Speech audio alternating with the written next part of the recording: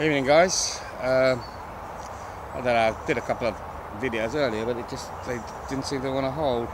Anyway, it's like 6:15 in the evening. Just got back from a mid-morning start to a hike, which was overcast, spitting, cold, damp, miserable, dark, horrible. Got soaked within the first 5 minutes crossing a meadow. Anyway, I got into town to do some bits and pieces, upload some more videos and all that. And anyway, on the way back I got waylaid again. Past the millets, and this is what I got. It's the Vango bioethanol fuel, spirit fuel. It's £5 for a litre. So when you consider methylated spirits in the shops and everything else is going like £3.50 and all that, half a litre. It's a very good buy. It takes a little bit more priming. You've got to get it a little bit hotter than mess or surgical spirits to get it going. But once it goes, it's brilliant. It lasts a few minutes longer than the mess. I mean, when I say a few minutes, 10 minutes longer for the same sort of 150 mils that I've been using, well, 100 mils. And sorry, taking my socks off. Yeah, they've been wet all day. My feet, because I got soaked when I went out, and I've still been walking around in wet feet. So you've got to take them off, otherwise you don't want to get trench foot and anything else. Anyway, so yeah, I found that fuel, and again that bloody mouse this morning. I don't know if I think I talked about false economies before. So I bought myself another cool bag from Poundland, large cool bag. Okay, look, it's cheap and cheerful. It should keep stuff cool for a couple of days, you know. The thing is, when you've got cool bags like this, yeah, you can cut them up and you could turn them into reflectors or emergency heat sources. I was actually thinking of getting quite a few of those together and turning it into an inner lining for for a sleeping bag, or turning it into building a frame, yeah, to use in your shack. So yeah, and they're cheap alternatives. I mean, life blankets aren't really that good. Oh, another thing, my tripod, cheap Amazon tripod from China, gave out on me a couple of days ago, and so I've been looking around for another tripod. And decent tripods are very expensive anyway. So I've been looking around the not camera shops, charity shops and all that. And St. Christopher Hospice, they sort of have a sort of speciality in cameras and camera-related equipment for some reason. But I found what I was looking for, and although they have a policy of non-bartering, so I end up paying what they wanted. But I got myself a decent aluminium camera tripod. So yeah, and that was only £7.50, and I think that's oh gosh, let's see if I can get this on.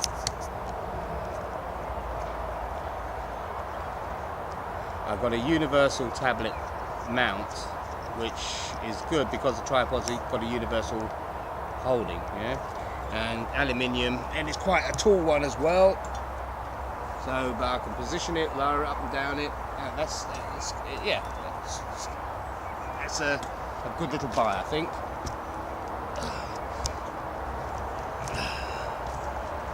Oh dear.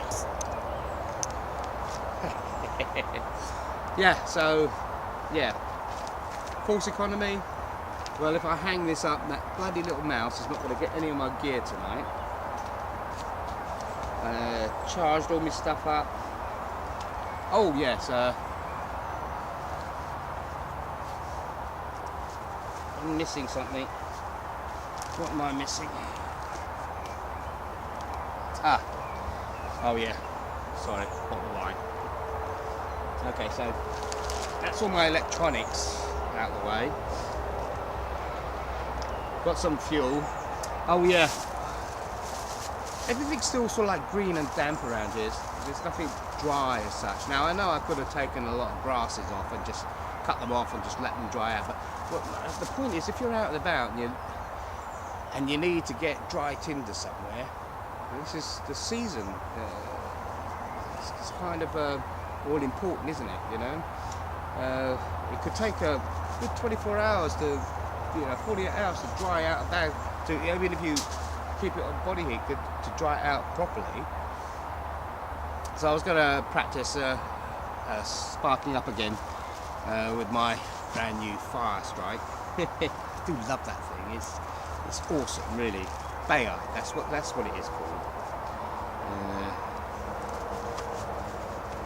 So yeah, I went into town to do some bits and pieces, and what normally happens, I should stop taking my bags with me, extra bags with me, because I always tend to fill them up. Anyway, I did some shopping. Because I got a new cool bag, I thought I'll get some bread. You see, I've got these Poundland, I think, yeah, Poundland. These are they're little boxes full of either muffins, biscuits, or something else like that. They're usually around £2. But the container itself, yeah, that's a, you can't, they're selling these sort of things for £1, £2 anywhere, the container. And these are damn good little containers, they clip shut. They may not be 100% airtight, but they clip shut, and they're good, useful stuff to keep when you're camping around. And of course, you've always got to put more buds for your fire starting stuff. I've got this particular £1, 200 approximately. Yeah, okay. But this wasn't in Poundland. I think this was Shop Direct. Shop Direct for £1. Poundland, they're about half the size of that for £1. So yeah, you've always got to look around. Even though I talk about false economies, sometimes you get some decent stuff. Oh, and I succumbed. I thought to myself, I just saw it. It's only £2.50, and I thought, I like my little camping kits, but yeah, a frying pan, something bigger to hold, chopping. A couple of burgers or something, which actually is what I'm going to have tonight. Yeah, I was in my local village store and I thought, oh God, I got some rolls, might as well get some burgers in, So yeah, again, I shouldn't do this. So I got my bottle of wine anyway. Got some mess. Now the mess are £3 in Sainsbury's at the moment, so that's good value for money. I've got two, just in case. You should always, oh, that's basically it. Oh, Tesco's Crown Beer, £3.65 or £3.85, 4.8%, and it's not too bad. Drop a little bit of blackcurrant juice in it, lager and black. Cheap beer turned nice, Yeah. What else have I got in here? Oh, again, I bought some of these little U-tacks because I'm going to wrap some tin around the end of my staff to stop it from wearing out. So yeah, that was useful. And well, cheap Sainsbury's shortbread biscuits. Again, packed full of energy. 50p each.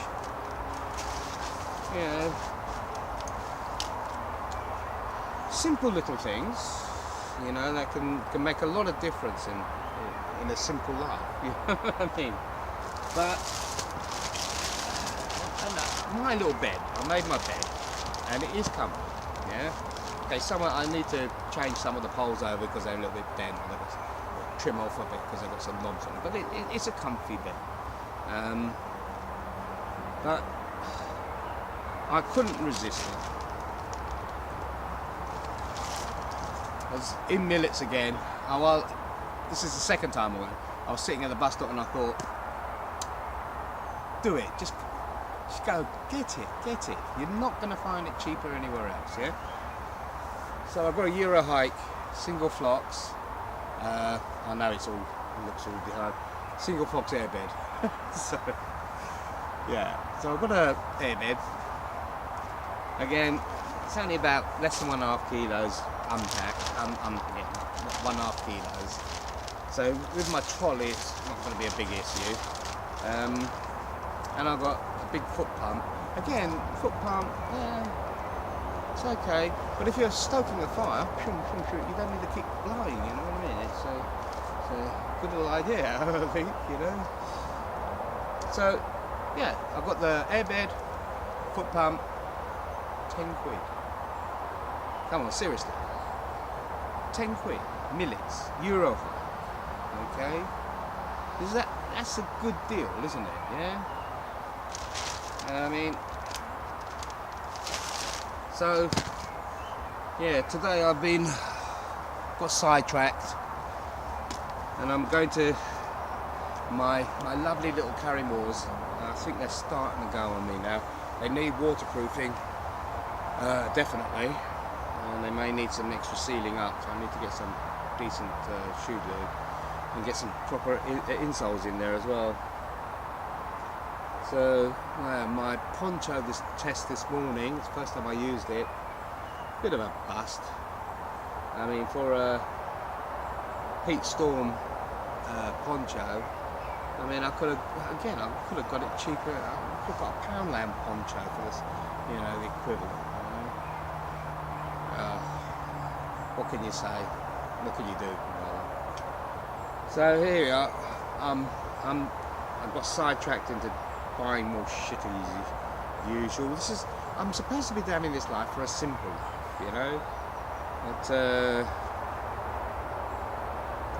you're never far from the system, are you? You always have to be part of it somehow. You contribute to it and all that. But regarding my little mouse friend, I was very tempted to buy a big packet of mouse traps. Well, yeah, it would have been in my pot, you know, I'll tell you. But anyway, I've got to hang all my food up and everything else, so hopefully you won't be able to get to it. Ingenious little buggers, these little things. I mean, you know, this is what I don't understand. I share, you know, I give my biscuits out, my bread out, and everything else out. I share with the rest of nature. You know, what I consume, I give back. In a responsible manner. And yeah, we're supposed to have a simple life. This is what we're here for, isn't it? Isn't it? So that's a philosophical question. Yeah. If anybody's interested in to hear my views on philosophy and life and everything else,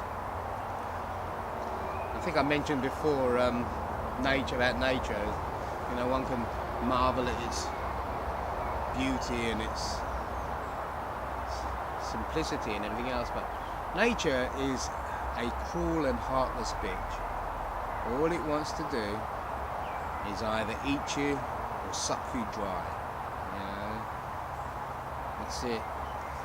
It's a constant process of life, death, consume, reproduce, consume, reproduce. That's the simplest example of how of life is. You're born, you eat, you poop, you reproduce, you die. That's the cycle of life. Virtually all life. You know? Anything else that comes between that is unimportant. You know, I mean, I read a report, lots of varying studies and everything else. Yeah, a man, you know, has a sexual thought every 20 seconds or something, or 20 times a second, or something else. Like women are about 15 to 20% less than men. Yeah, but that's not to say that, you know, we're all thinking of it, you know, one way or another. Yeah, and the other primary thought that we have, yeah, is to eat. That's it. Sex and food. That's all our subconscious ever really truly thinks about. Sex and food. Well, I'm not getting much of either. so I could just think of it. But, you know, yeah, think of it, pay for it. We'll pay for it one way or another. We have to pay for our food. Anyway, that's another topic for another subject, another day.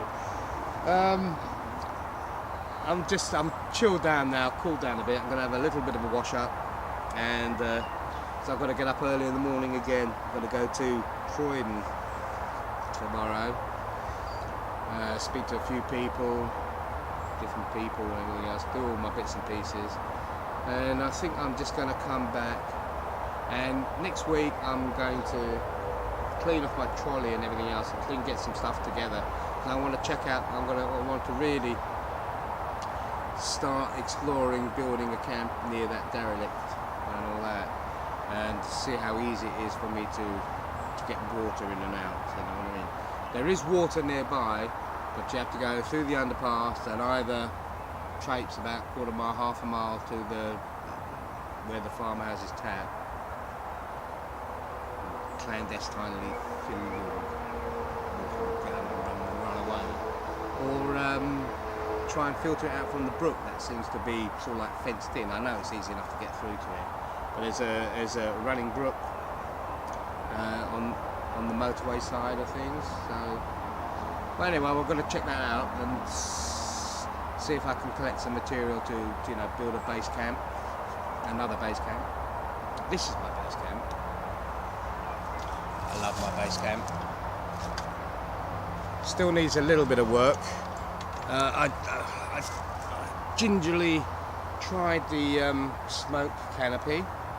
As you can see, there's the ducting in the ducting's up there. It sort of works, but like I said, I've got a round canopy and a square pit, so yeah, there is some leakage, some smoke gets in. But yeah, what I'm going to do tomorrow after I get back, or maybe on Saturday, is just hunt around for some bricks, some stone, which I needed to do anyway, and make a round foul pit around the Dakota, you know, the air intake, and see how I can